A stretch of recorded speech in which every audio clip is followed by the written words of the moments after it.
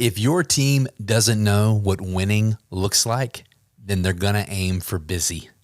Having a great scorecard fixes that. Come on, let's go. I don't know what comes next, but I couldn't care less. I refuse to be stressed. There's no fear in my chest. Hear the boom from my stairs. Walk away from the pain I've been through. This feeling I'm feeling is brand new. This the moment I break through. Welcome to 10-Minute Masterclass, your weekly mic drop for business breakthrough. I'm your host and lead MC, Trey Sheneman, and it's our goal each and every week on 10-Minute Masterclass to teach you timeless business principles that will translate to help you solve today's business problems. Now, the typical way we do that is through a framework we call the core 4 drivers of growth, because whether it was taking my own startups to market, like I'm doing right now with Harold, or running growth inside of some well-known brands, growth always got stuck or stalled when we hit bottlenecks in one of those core 4 drivers of growth: marketing, sales, operations, and leadership. Now, before we jump into today's episode, if you've been listening for any length of time now, especially the last couple of weeks, you know that we got a sponsor. We got a sponsor, y'all. LiveWell Vacation Club. More information in the show notes. If you can travel flexibly, like we are an entrepreneurial family, we homeschool our kids, we can travel, opposite of the typical school schedule. If that's something that fits you and you love to go to the beach or the mountains or cool cities, and you want to travel affordably and with someone who's going to take all the heavy lifting and planning out of it, that's not a timeshare. That's important to say. Not a timeshare. It's a membership. If there's a difference, you'll see what I'm saying when you go check it out. Go check out LiveWell Vacation Club. Hit the link in the show notes. John and the team down there, they'll take incredible care of you. You won't regret it if you decide to join. We love it. We are already planning next year's, once we've renewed, next year's 2 weeks of time that we get in our membership to go to some places we've never been before. So go check it out. All right, let's get back to the content in today's episode. Today's episode, we're going to talk about operations. And specifically, we're going to talk about having a great scorecard.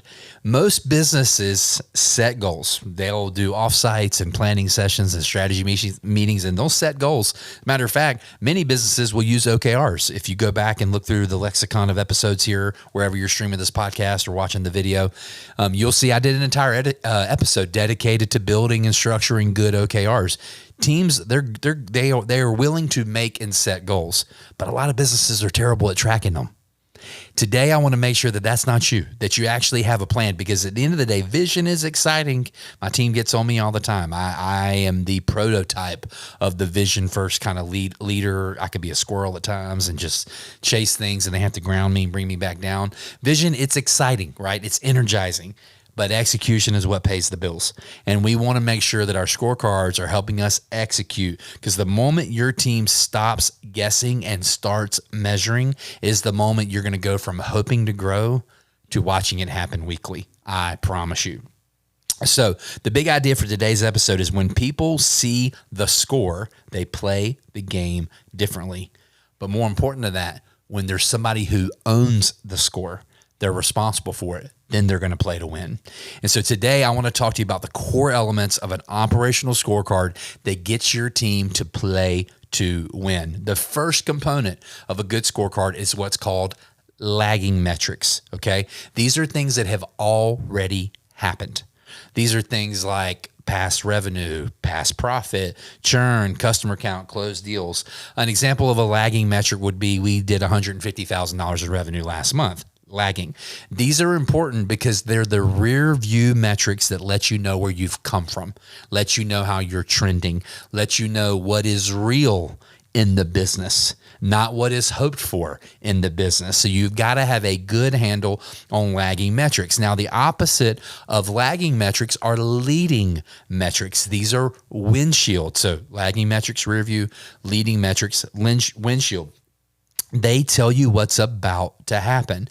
They are pipeline. Pipeline is a great leading metric of the potential gains of the business going forward. They tell you about the number of booked demos that you have coming up. They tell you about, events that are on the calendar where you know you're going to get a chance to pitch. This is things where you're able to see and know how you're going to trend in the near future. A pro tip here is really, really great operators reverse engineer what the leading indicators have to be to be able to know what the lagging results are going to need to be, because those two things are connected to each other. So you've got to have a good handle on your lagging metrics, what has happened, and your leading metrics, what's about to happen, or what you want to be the thing that's about to happen. Once you have those good mixes of leading measures, lagging measures, then the next thing I want you to do is ownership. I said earlier, if you give results and owner, then people are going to play to win. Every one of those metrics in leading and lagging has got to have this many names beside it. One name, okay? An owner. No shared responsibility, no exceptions. Shared responsibility in something like a scorecard is going to feel like no responsibility. There will be a lot of buck passing going on if there's not a single name there.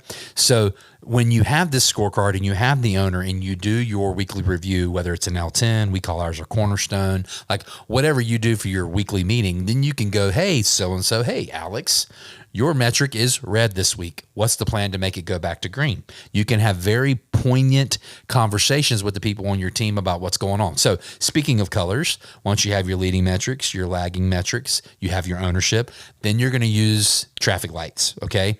You're going to have three quick little color codes beside the metric of either it's green, which means it's on track. What's it on track to? It's on track towards the OKRs that you've set for that quarter. Yellow, it's needs attention. It's getting off track. It's not all the way off track yet, but it's trending off track. Or red, it needs action because it is already off track. Now, hopefully, if you're doing this well, things are getting into yellow before they're getting into red, and you're able to stave them off from going red. But having this simple traffic light pattern up and down your scorecard makes it very easy for you as the founder of the business or the person who's responsible for the scorecard to get a quick snapshot of the general health of the business, because these leading and lagging metrics should be about the general health of the business in real time. So if you can see 8 out of 10 are green, 1 is red, 1 is yellow, that's a pretty good spot to be as a business owner. So the traffic light patterns, they give you instant clarity on exactly how the business is doing when done well. And then I kind of mentioned this a minute ago. The fifth part of this, outside of you get the metrics, the two kinds of metrics, the owner, the traffic light pattern, is you have got to have at least bi-weekly, I really think weekly, check-in meetings with your team about these 5, 6, 8, 10 kind of KPIs on the scorecard, where you're simply saying what's on track, what's off track, and what's the plan to fix it. It does not have to be a complicated meeting. It should actually be really honest and gritty and straightforward.